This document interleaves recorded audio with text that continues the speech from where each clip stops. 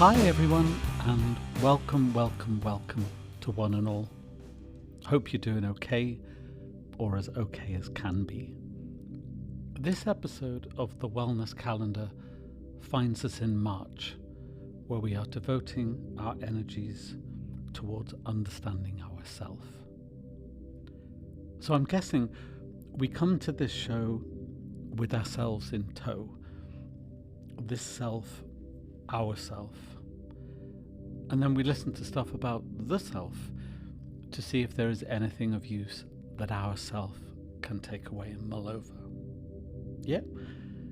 And because not everything in life is super interesting, yourself will always have permission, if you want it, to disregard the bits that are of no consequence. Right, let's get down to it. 31 mini blogs starting now. The 1st of March, the self versus the no self. Quote, I use this word I, and I don't know what it means. I don't know where it begins and ends. I don't even know what it's made of. End quote. Scarlett Thomas, The End of Mr. Y. Would it be a useful wellness exercise to work out how you view yourself? Here's some thoughts and questions to get the ball rolling. Who are you? What makes you who you are? What are the essential qualities that separate you from others? When you think about yourself, what immediately springs to mind? Like, what defines you as a unique individual? At what point might you stop becoming a self and start becoming something else? Say, a couple, a part of a family, a group, a member of the community? Or are you still yourself while being something else as well? Are you the same person you were 10 years ago? In some Buddhist circles, there is a concept of no self, which states that a self is nothing more than an illusion, and that nothing within us is permanent. Instead, there is an idea of fluidity, of constant change. What do you think of this idea? The 2nd of March, mapping out ourselves. Here's an incomplete list of the different types of self that we may be experiencing or focusing on at any moment in time. Our physical self, our sensual self, our cognitive self, our emotional self, our hormonal self, our behavioral self, our identity, our personality, our relational self, our moral self, our reckless self, our sexual self, our fun, loving self, our serious self, our political self, our spiritual self, our past self, our present self, our future self, our self-caring self, our self-sabotaging self, our self-worth self, our self-learning self,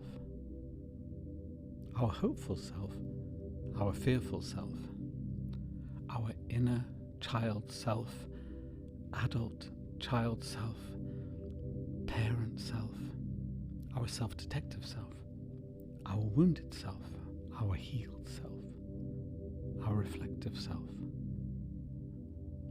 Would it be a useful exercise to map out your own unique world of multiple selves through writing or drawing? Here's some further questions that may also be useful. Which of yourselves are you most familiar with? Which of yourselves are you least aware of?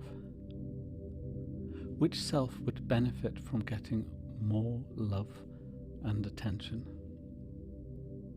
and which ones might be best served by helping and supporting other selves. The 3rd of March, my Matryoshka dolls. Matryoshka dolls, otherwise known as Russian nesting dolls, otherwise pronounced as matroshka, can be a symbolic and creative tool to get you exploring the lengths and breadths of yourself. Here is just one of many ways in which the dolls can be interpreted, supposing there are 7 dolls in total. What do you make of the notion of Matryoshka dolls? Would it be useful for you to come up with your own dolls that explain more about the different levels and complexities of yourself? And remember, there's no right or wrong ways to approach this subject. Self-directed learning is solely for the benefit of you. March the 4th. Stages of our self-development. Psychoanalyst Erik Erikson came up with the notion that we all face certain challenges or tasks at different times in our lives, and how we navigate these will determine the person we become. Here's a very brief outline of his model. Infant, hurdle, trust versus mistrust. Question, do I feel safe and secure? Toddler, hurdle, independence versus shame and doubt. Question, is it okay to be myself? Young child, hurdle, using my initiative versus guilt. Question, can I experiment, or do the attitudes of others hold me back? School pupil, hurdle, industry versus inferiority. Question, can I succeed, or am I a failure? Adolescent, hurdle, identity versus role confusion. Question, who am I? Young adult, the hurdle, intimacy versus isolation. Question, can I share my life with others? Middle-aged adult, hurdle, purpose versus stagnation. Question, can I make my life meaningful? And finally, older adult, the hurdle, satisfaction versus despair.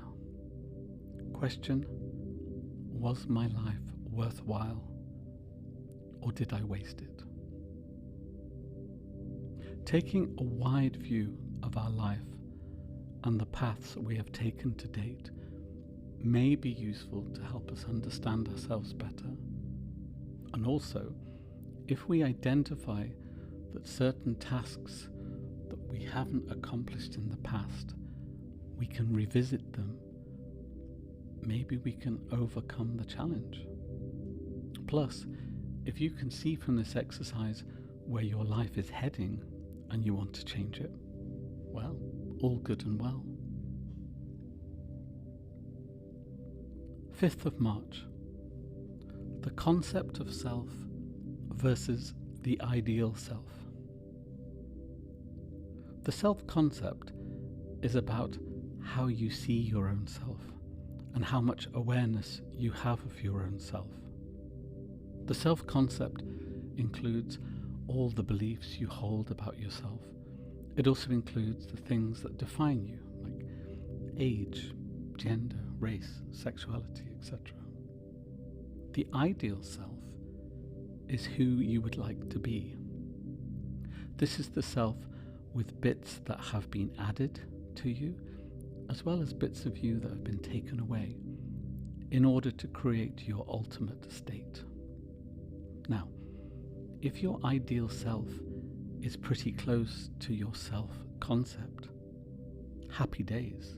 If it isn't, this chasm is likely to lead to internal turmoil and conflict. So with this in mind, it may be useful to go on a journey of exploration in terms of how we view ourselves and how we can become more of the person we want to be. The 6th of March. You are the expert of you. What do you make of the following statements? You are the expert of you. You are the expert on the subject of you. No one else comes closer to knowing you or understanding you. Medical and psychological experts may know a lot about their field of work and may apply it to you, but they still won't know you like you know you. Family and friends may know a lot about what they see and hear from you, but they only know what they see and what you share. They don't know you like you know you.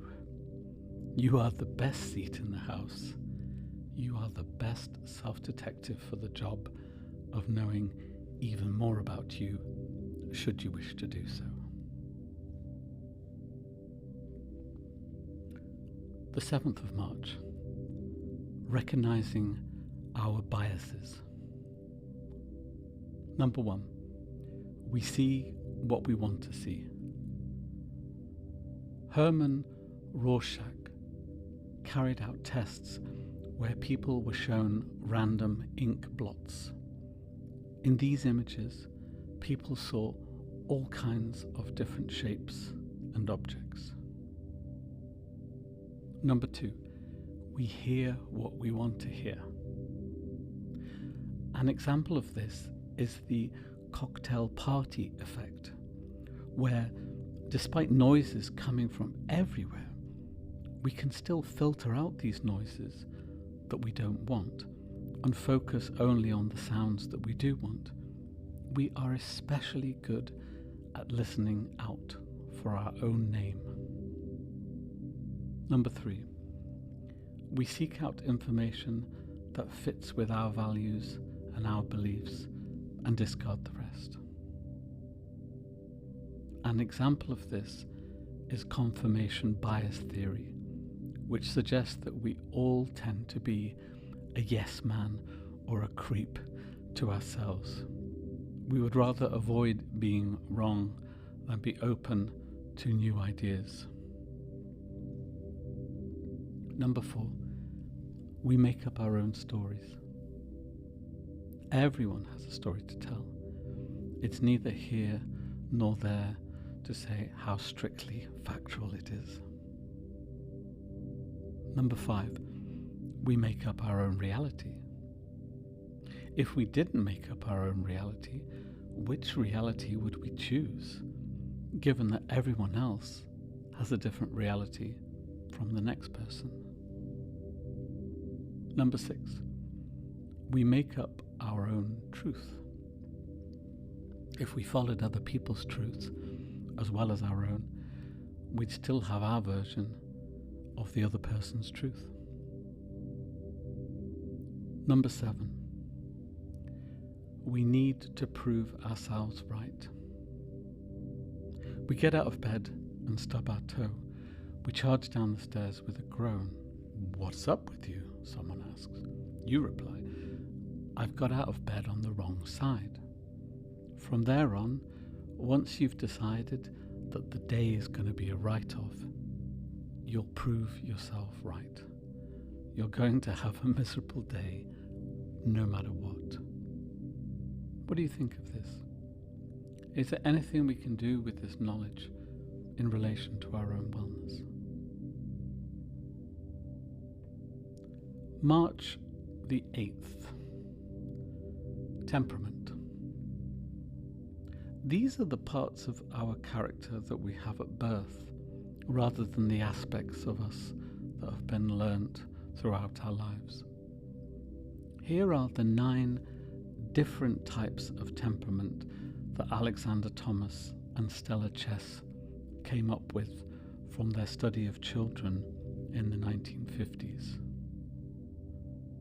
1. Activity. How much movement do you do, and how much energy do you have? Number 2. Distractibility. How much do things that happen around you distract you or change the direction of your actions? Number 3.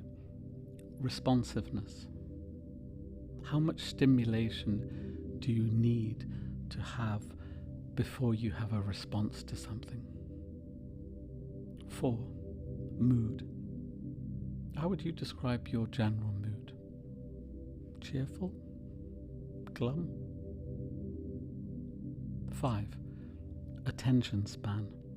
How long can you keep your focus on a subject before your attention is diverted elsewhere? 6. Biological rhythm. How regular are you with sleeping, feeding, and visits to the toilet, etc.? 7. Adaptability. How easy is it for you to adapt to change? 8. Initial reaction. How do you respond to new situations and new people? Are you curious or withdrawn? And finally, 9. Sensitivity. How strongly do you react to different situations?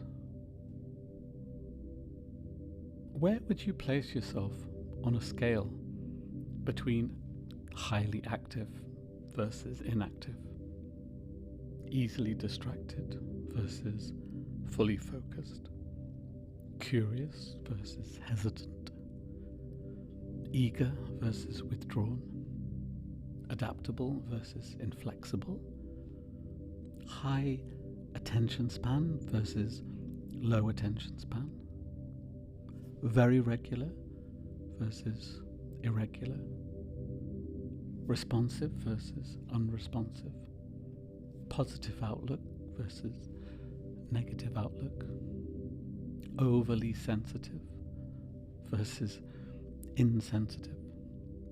Remember, there's no right or wrong answers to these questions. This is all about gaining information that can help create insights about ourselves. 9th of March. My parent, adult and child self, as devised by the psychiatrist Eric Berne. Imagine that we want an ice cream. The part of us that wants the ice cream is the child side. I want an ice cream. I want an ice cream. It tells the other 2 sides. Okay, says the adult part. Do you know where to go? And do you have enough money to pay for it? At which point, the parent part of us steps in. Didn't you have an ice cream yesterday? Don't you know they're not good for you? In this scenario, if we were to listen just to our child side, we'd be likely eating ice cream by now. If you were listening to the parent side, you would not be eating ice cream. And as for the adult, well, this part seems to mediate between the other 2 sides. To expand a little further, the parent part of us is the side that mimics our own parents or carers. And the descriptions you may give of this part depend on what sort of parenting you had. For example, was it critical, nurturing? Was it controlling or supportive, blaming or wise, insensitive or responsible? The adult side is a rational and reasonable kind of self, It doesn't take what the other parts say to heart, and is generally keen to talk to other people on the same adult-to-adult level as itself. The child element is curious, but full of energy and play, with lots of needs and wants. The kind of childhood you had will determine how secure it is, how trusting of others it is, whether it's argumentative and rebellious, or whether it's well-adjusted and creative.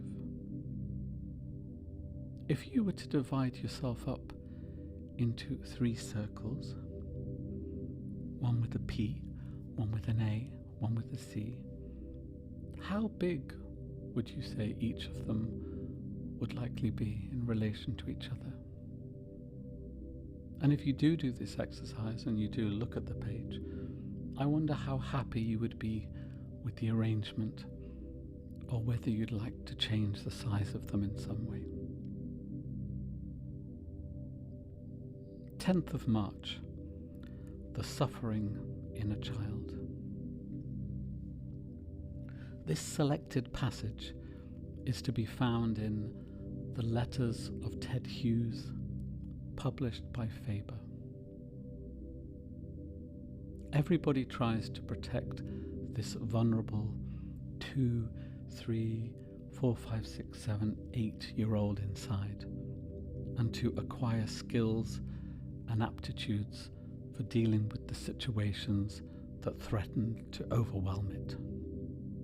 So everybody develops a whole armour of secondary self, the artificially constructed being that deals with the outer world and the crush of circumstances.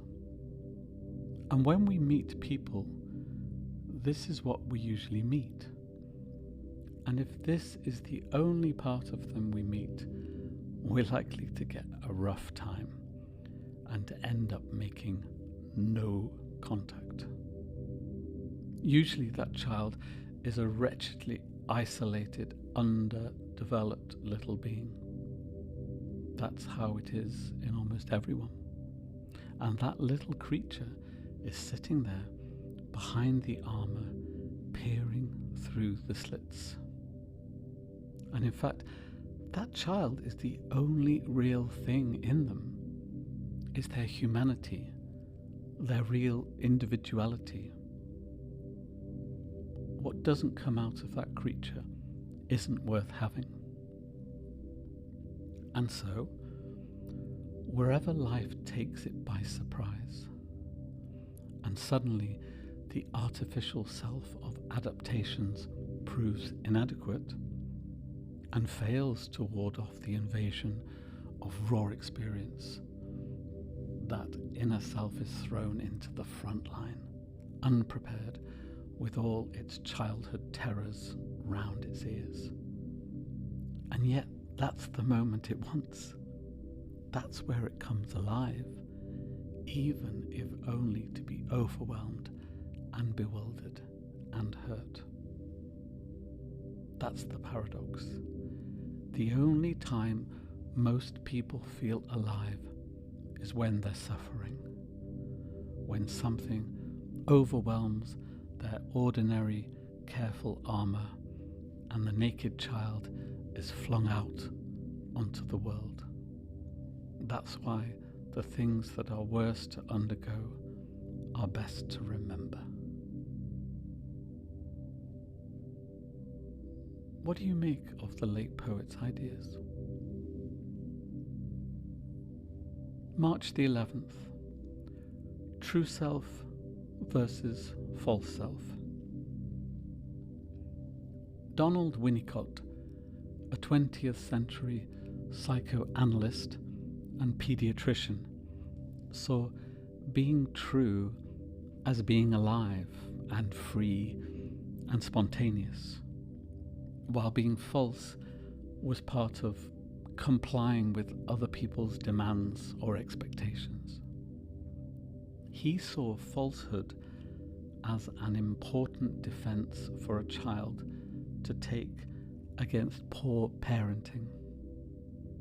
The false self protects the true self against being damaged by the craziness of parents.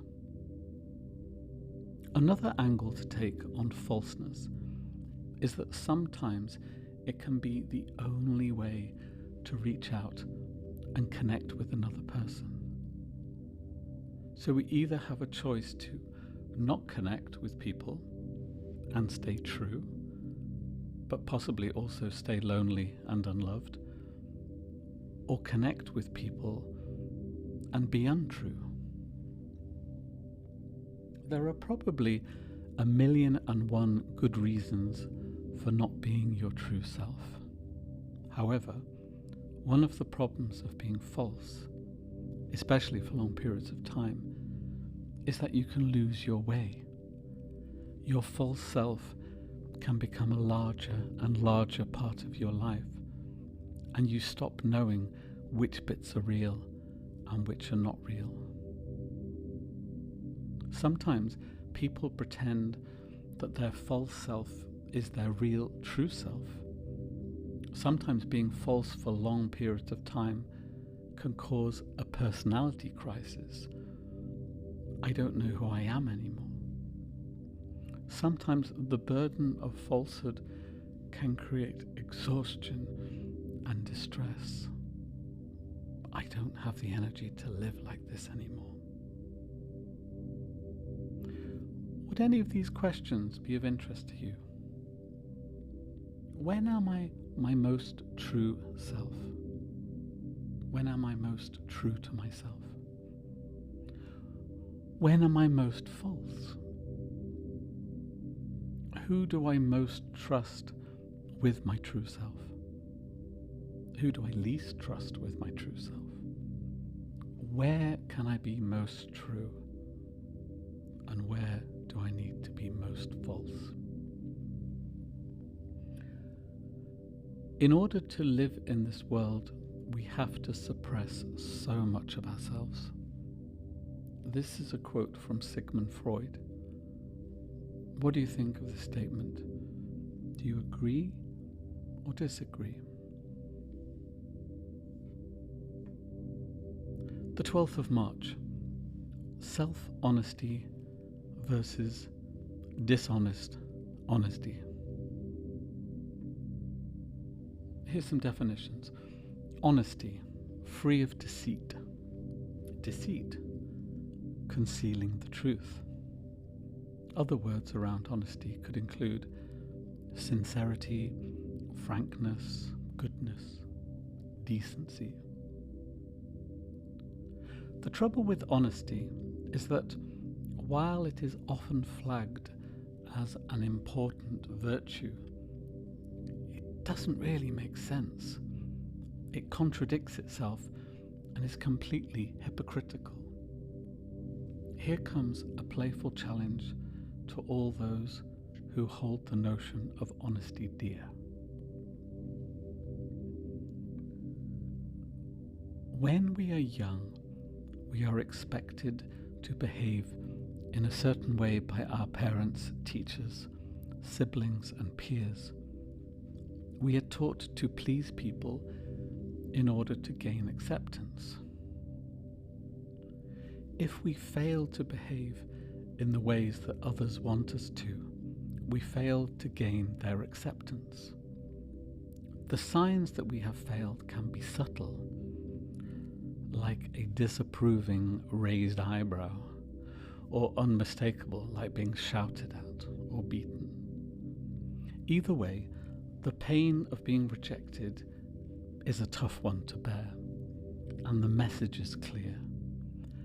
Being 100% yourself, being 100% honest, is not acceptable. It then follows that we learn to adapt and modify our behavior. We learn how to pretend, and in doing so, we are learning how to be dishonest with ourselves in order to please others. At some point in our lives, we are told about the importance of being honest, usually by the same people who taught us the necessity of being dishonest. especially with them. Only they don't mean honest as in 100% honest. They mean a type of honesty that's acceptable to them. And because everyone has a different take on the notion of honesty, we grow up expected to be dishonestly honest, or honestly dishonest, in different ways for different people. This is how we can end up in psychological trouble. We are asked to do something that doesn't make sense, something that requires being in two different spaces at the same time, honest and dishonest. Would it be worth our while separating honesty into two camps for the sake of our wellness? Self-honesty and dishonest honesty. More importantly, what is your own take on honesty? 13th of March, my jelly baby tree self. The jelly baby tree is a great way to find out how you're feeling about yourself at any given moment in time.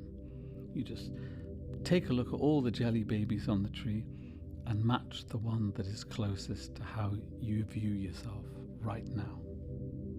You can find all sorts of different jelly baby trees online, or you could even create your very own design. 14th of March, our belief system. Values, things that you consider to be important to you. Beliefs, things you put your trust in or consider to be true to you. Standards, the bar you set for yourself and others when it comes to putting one's values and beliefs into practice. Working out which beliefs, values and standards you hold dear can be a useful tool in discovering what's important to you, and in turn, what makes you, you. For example, can you complete the following sentences? I value, I believe that I am. My standards mean that I will. My standards mean that I won't.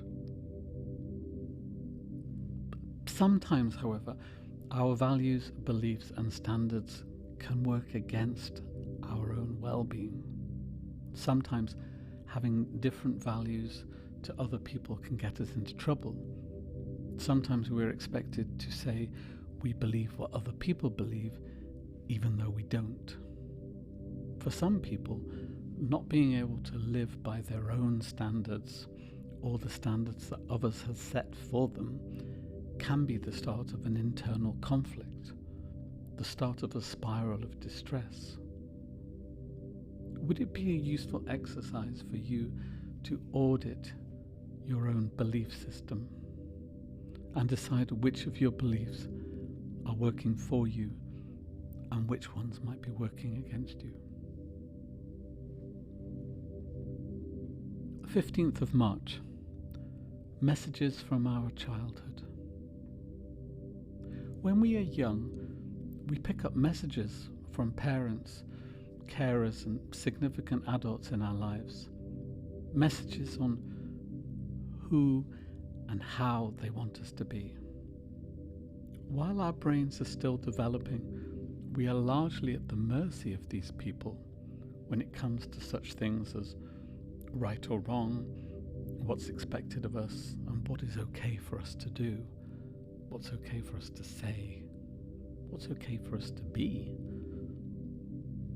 If these messages go unchallenged, we could spend the rest of our lives playing a character that simply isn't us, but how we were told to behave. Now, If we are happy and content with the instructions that have been given to us, then fine. However, if the messages have troubled us in any way, it might be useful to work out exactly what they are and then consign them to the bin. You can then take a journey to find out what your own approach to your own life might look like. So here's some examples of messages from childhood that other people have shared with us. Please other people rather than please yourself. Be perfect because only perfection will do. Be strong. Anything else is a sign of weakness.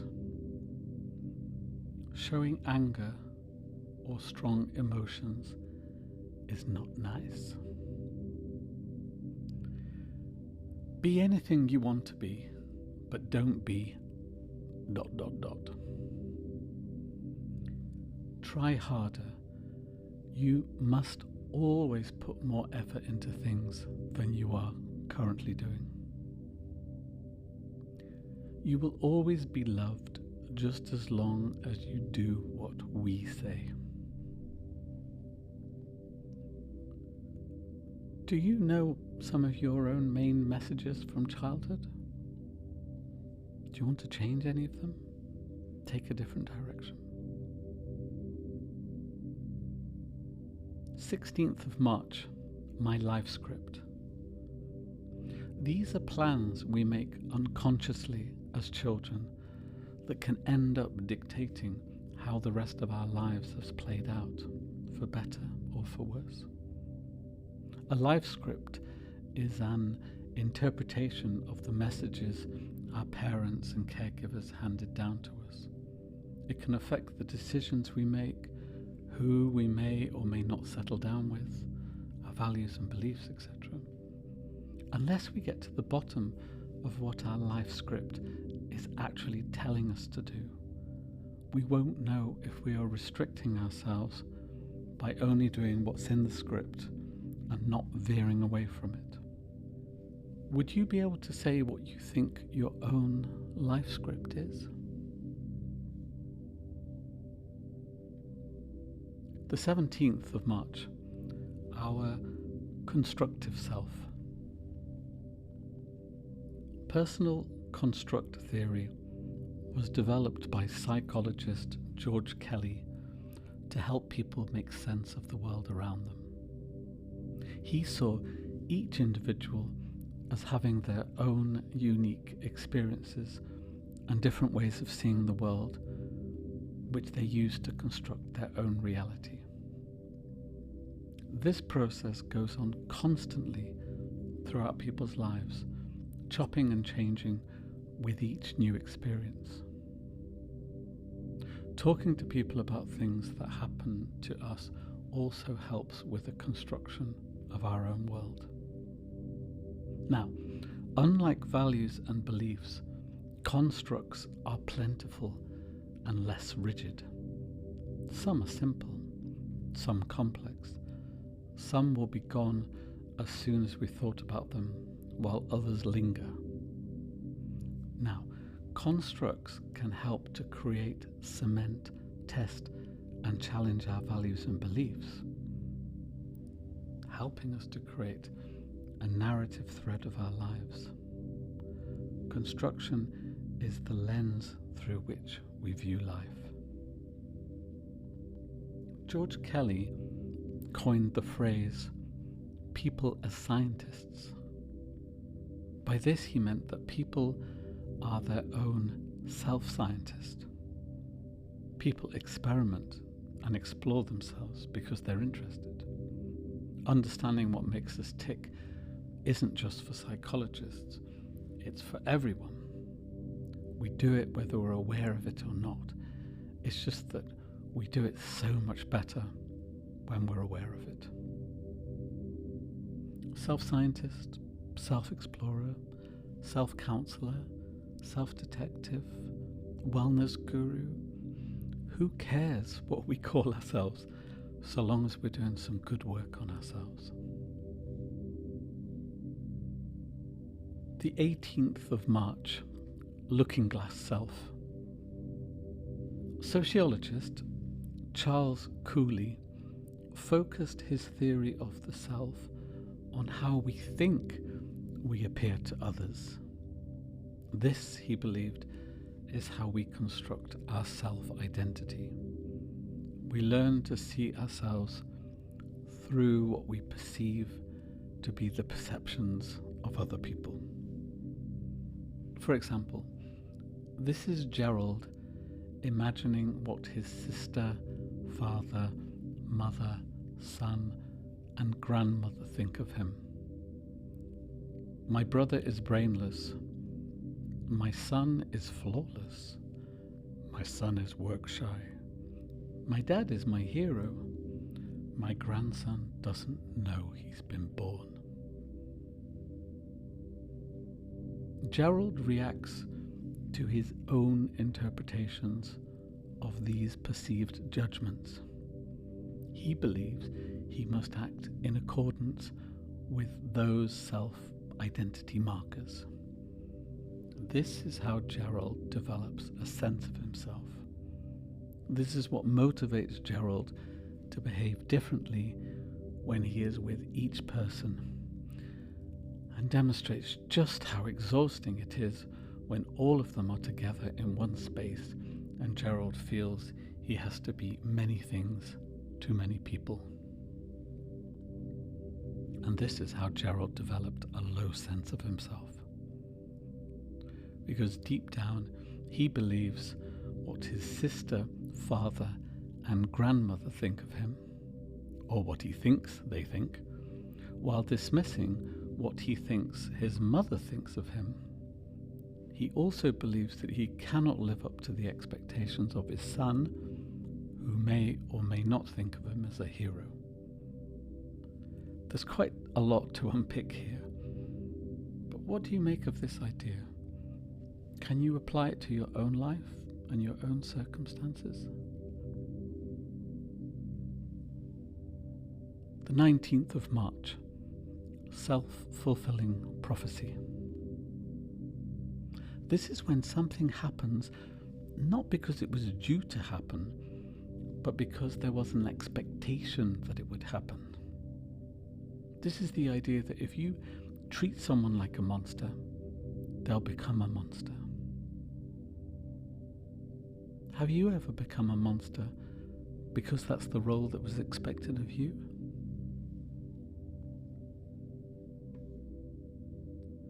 The 20th of March, shoulds, musts, and oughts. Shoulds, musts, and oughts are often a part of people's everyday spoken language. You should just do what he asks, it's easier that way.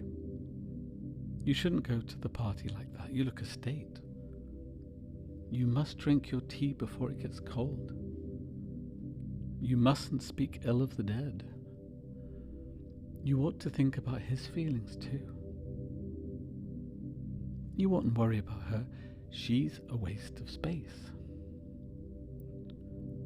Should we? Must we? Ought we? Really? Says who? The all-knowing, all-seeing universal oracle? No, these are mere opinions from mere mortals. And why are they so keen to give us their opinions? Presumably, they have a misguided belief that they're right or they know best. Right here, right now, we all have an opportunity to clock and block these words whenever we hear them or whenever they pop up into our heads. Instead, we could look for a softer language so as not to be so rigid, such as would, could, might. Or we could initiate a conversation with someone where ideas are shared. Or, unless an opinion is being sought, we could just button it.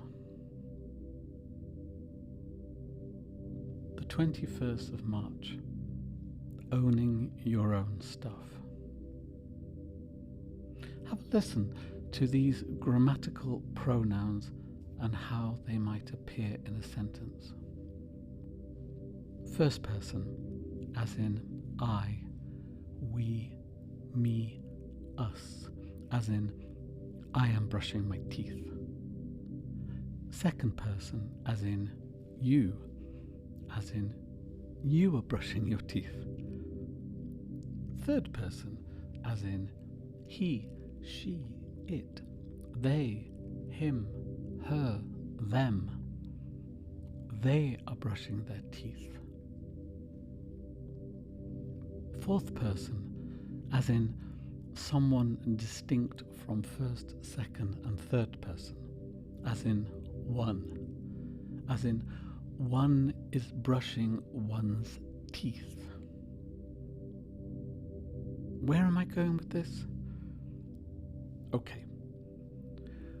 When someone is telling a story, they get to choose which of the four perspectives they'll use. So they can either be very close to the action, like being in the first person, or they can become largely removed or disconnected from a story, like as in the fourth person. A lot of people use the word you rather than I when they are talking about an experience or an opinion they hold. They say things like, you know what it's like when you can't find your car and you're worried that you are starting to lose your mind. The use of the word you in these circumstances is known as the generic you, and it's used as an alternative to the word one.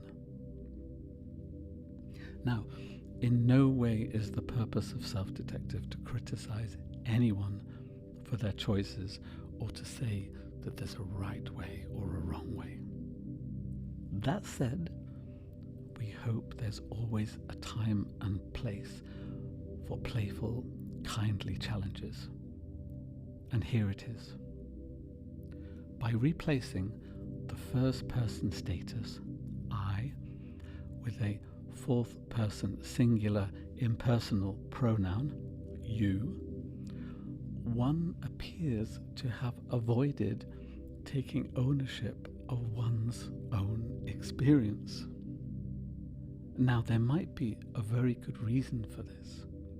A person might believe that everyone in their position would react and behave in exactly the same way. Fair enough. And there might be a really good reason as to why someone would wish not to be so close to themselves or their stories, or do not want to take responsibility for themselves or their actions. Fair enough. The flip side to this is that if you were to explore using the first person I more often in your conversation, then perhaps it could bring you greater integration of mind and body, and ultimately greater wellness. Who knows? Just a thought. The 22nd of March. Zombie humans. What do you think of the following ideas? An ant becomes a zombie ant when it's infected with a fungus, which hijacks its head and limbs, making it perform actions to benefit the fungus. What if the same could be said of humans?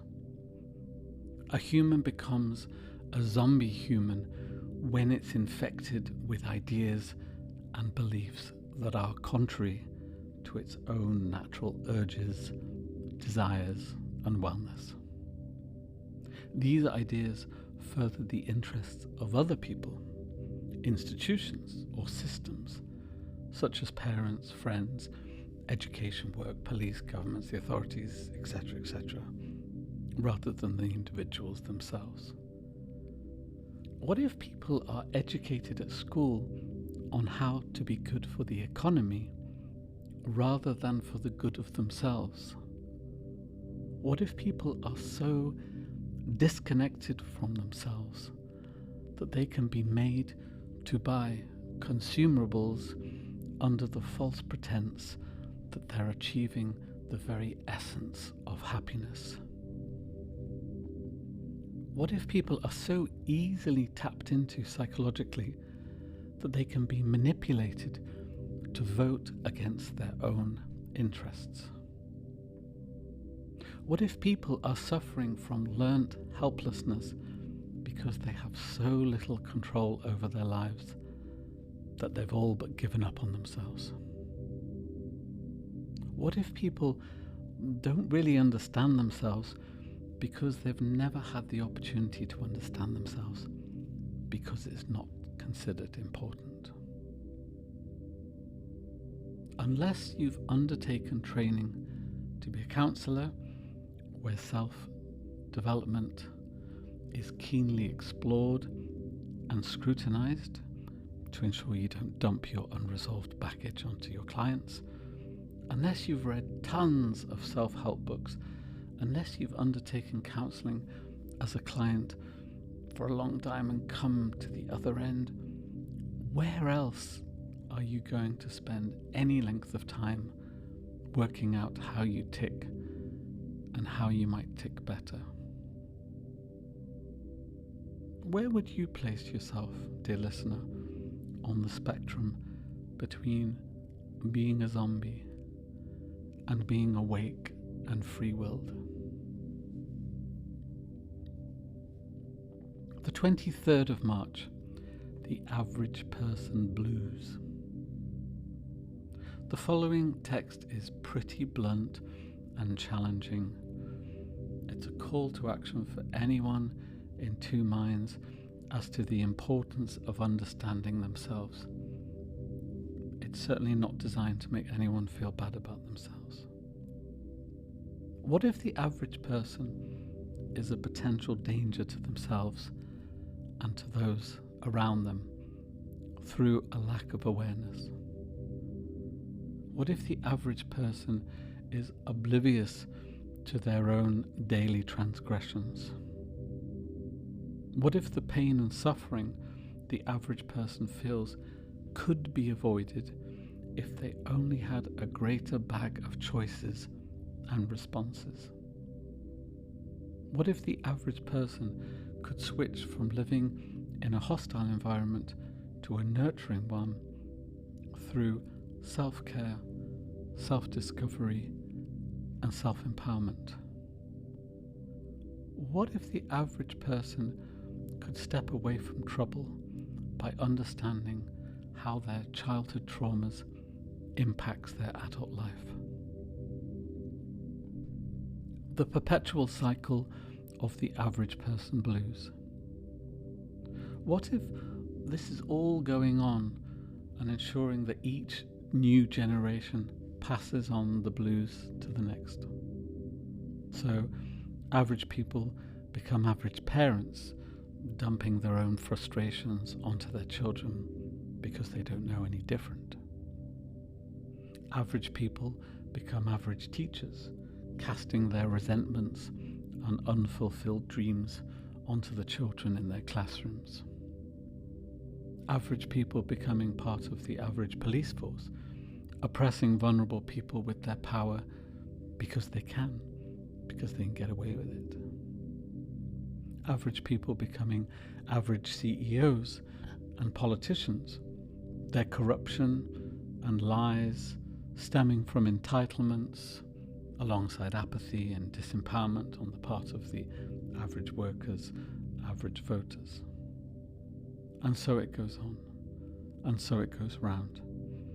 Average children entering the world oven ready to be distressed and distressing. Any thoughts on this? March the 24th, evaluating yourself. Here's some questions for you to think about. Your parents tell you you were a difficult child. Does this mean you're a difficult child? Your friends tell you you have a funny way of walking. Does this mean you have a funny way of walking? An ex-partner tells her friends you were a great lover. Does this mean you were a great lover? A policeman tells you how brave you are for reporting a crime. Does this mean you're a brave person? You don't receive an award for a school project, but your friend does. Does this mean your friend is better or cleverer than you? Now, some people evaluate themselves, their actions and their experiences all by themselves, while others let other people do the evaluating for them. And then some people do a bit of both. There's no right or wrong way to measure how you're doing in life, or indeed if you need to do so in the first place. However, some points around this subject are worth bearing in mind. If you rely on the judgments and opinions of other people when it comes to evaluating yourself, you can become vulnerable to what other people say about you. If they say good things about you, maybe that's great. But what if they say bad things? Where would that leave you? Which would you choose to believe? You might end up worrying about what others think of you. You might end up changing yourself to try and fit into someone else's world rather than your own. You might get yourself into all sorts of tangles. If you evaluate yourself by yourself, then you get to decide what's what. This is fine if you like yourself, or if you trust yourself, or if you are fair with your appraisal. But if you don't like yourself, you don't trust yourself, or your self-esteem is low, what then? Where do you stand when it comes to evaluating yourself? The 25th of March, the river of life. Imagine your life drawn as a river. What would it look like? Would you start the river when you were born, or earlier, or later? Would the river stay the same, or would it meander from side to side? Would it be deep in some places and shallow in others? How would you show the tough times in your life, as well as the happy occasions? Would there be fish in your river? Pollution? Would there be islands? Would there be buildings beside your river, such as schools or the houses you've lived in? And where might this river end? At the age you are now? Or would you like to continue the river into the future? There's no right or wrong way to do this. Simply get a long piece of paper and away you go. If you want to make it even longer, I guess you could always glue or tape pieces of paper together. March the 26th, the bad seeds of low self-worth. Self-worth, the sense of value or worth you have as a person, the value you give to your life and your achievements. Self-esteem, the confidence you have in your own abilities. Assertiveness, a demonstration of confidence, skill, strength and character.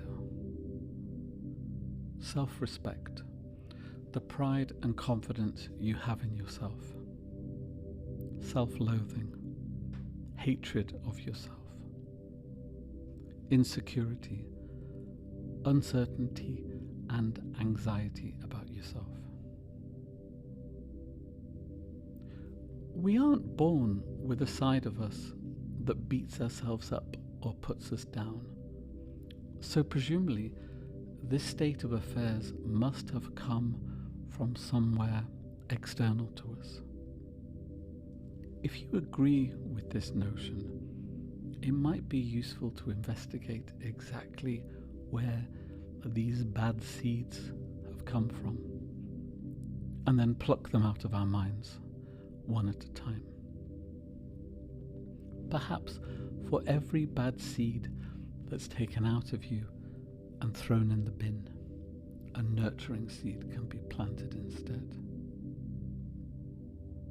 If you want any starter hints and clues as to the origins of these seeds, you might want to explore your parents, carers, relatives, teachers, siblings, friends, partners, peers, colleagues, strangers, adverts, ideology, the class system, racism, sexism, othering, normalizing, conditioning, patriarchy, capitalism, behaviorism, and all other systems of cultural oppression, discrimination, and inequality. The 27th of March, harmonizing yourself. There are many ways in which you can fall out with yourself or give yourself a hard time. Here's some examples of how conflicts can occur. One part of you is unable to live up to the expectations set by another part. You are torn in two about something, and the longer you remain undecided, the more maddening it gets. One part of you cannot forgive the rest of the self for having failed, while another part is angry at the unforgiving self and doesn't think that failing is the end of the world. One side of you keeps doing something that later another part is going to be ashamed of or feel guilty about. You are split in two over a moral dilemma. One side of you really wants to go out for the night, but another part can't be bothered. Your actions are complicated by your thoughts being at odds with your feelings, or whichever variable you may have between these three parts of you. But just as there are ways to split and divide yourself, there are also ways in which you can come together as one. And here's some more examples. Spending time detecting what is going on within you. Agreeing to disagree. Unifying yourself through a shared belief, a shared activity, or a shared treat. Learning to forgive yourself unconditionally.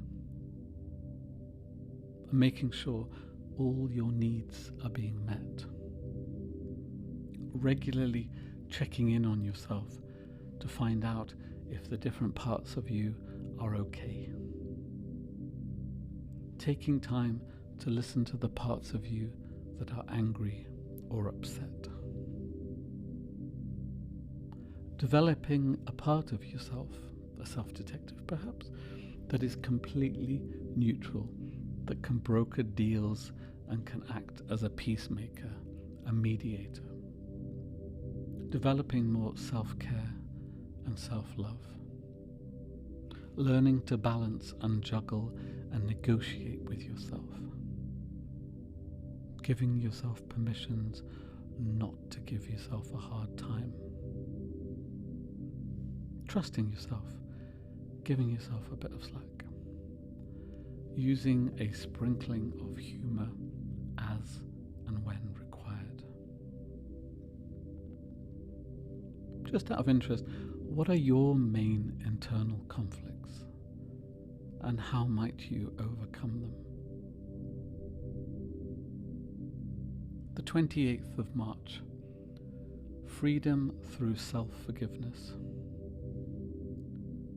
In a world where many of us could get to live for quite a long time, situations and moments will undoubtedly arise where we might transgress, falling short of our own moral integrity, our own standards, our own expectations of how we behave. According to Everett L. Worthington, an American clinical psychologist, the main way to get back to what we once had before the transgression is to seek and receive not necessarily forgiveness from others, although that could come in handy, but self-forgiveness.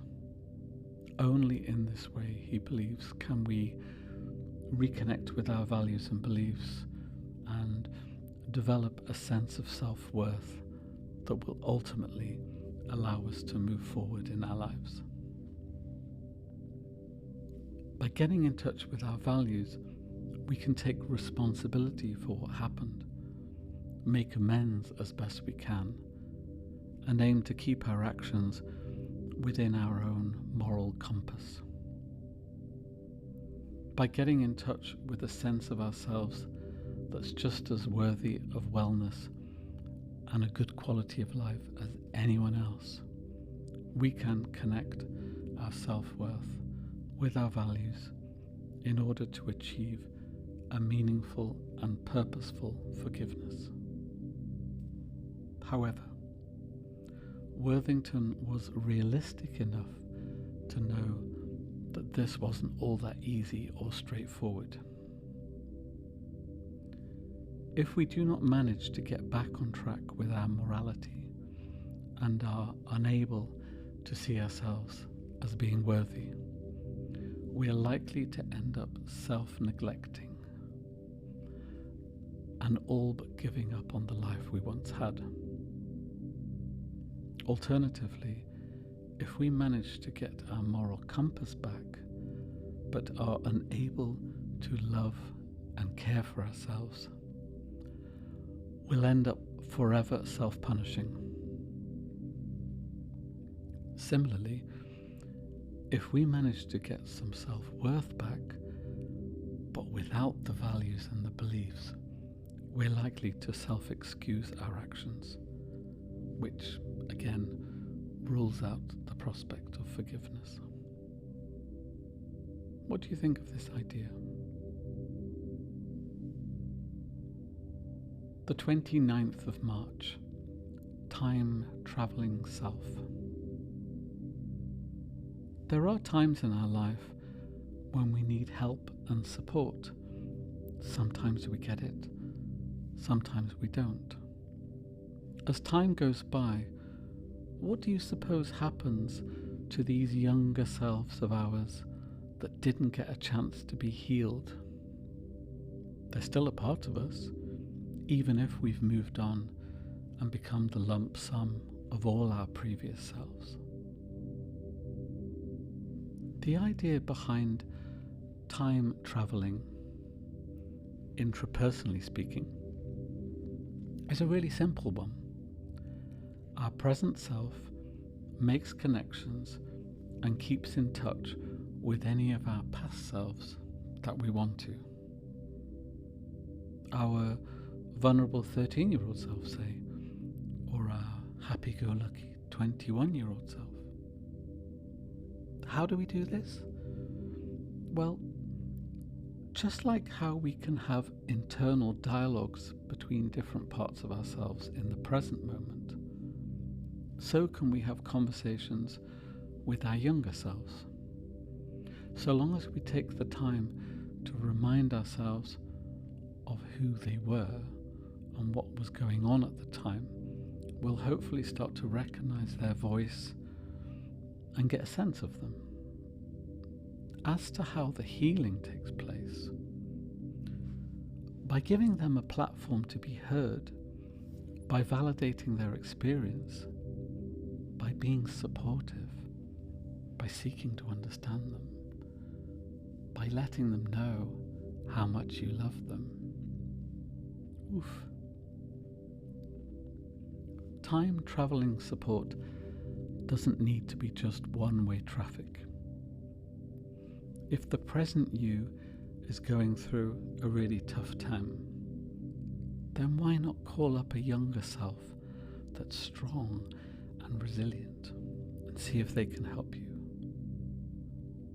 As to your future self, there are things you can do right now that can help plant the seeds to a better quality of life in the future. Continue to understand yourself. Continue to take care of yourself. Look out for yourself at all times, as well as stay friends with yourself and your past selves. The 30th of March, psychological suicide. The word physical means all the things about us that are not psychological, all the things that are not related to our mind, such as our body, our flesh, our organs, etc. Psychological means all the things that are related to our mind, our thinking, our feeling, our actions, our relationships. In essence, all the things about us that are not physical. The definition of physiological suicide is to end one's life, to kill oneself. The definition of psychological suicide is to kill off our psychological misery and suffering by ending the psychological life we once led. Physiological suicide ends in death. Psychological suicide ends in a rebirth, a reboot, a reset. Physiological suicide allows for no other possibility than death. Psychological suicide allows for the possibility of a new dawn, a new beginning, and if need be, starting again completely from scratch. Because just as things can be constructed, so can they be deconstructed. And just as things can be deconstructed, so can they be reconstructed. If you want to hear more on this, check out our Open Letter podcast, which was published in December 2025.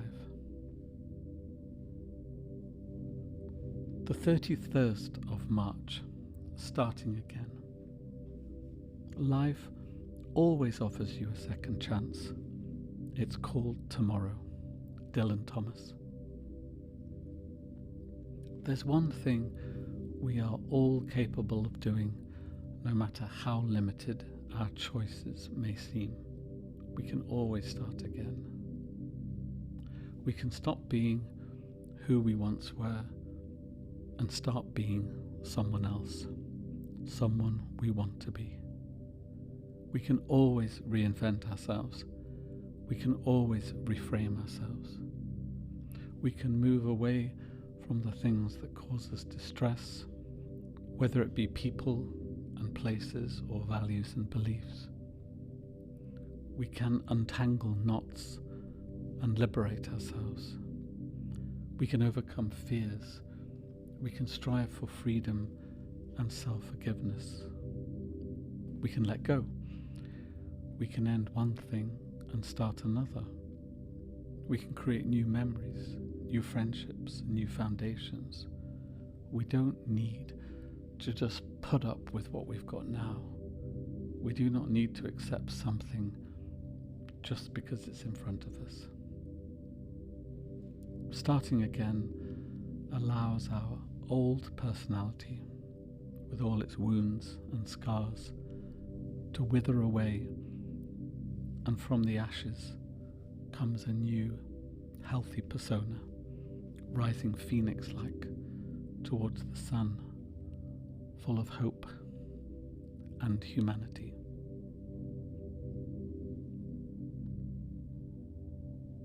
Okay. And pause, and breathe, and reflect in your own good time. Thanks for listening. Hope you found some takeouts from this episode. Drop us a line if you have any thoughts or feedback. Until next time, take care.